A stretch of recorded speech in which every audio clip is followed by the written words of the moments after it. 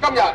中國維權律師關注組特別喺春節嘅前夕嚟到中聯辦係抗議中國政府打壓維權律師同埋法律學者，並促請中國中央政府立即釋放高志成、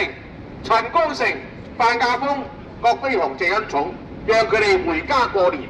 還俾佢哋真正嘅自由，讓佢哋得以同家人團聚。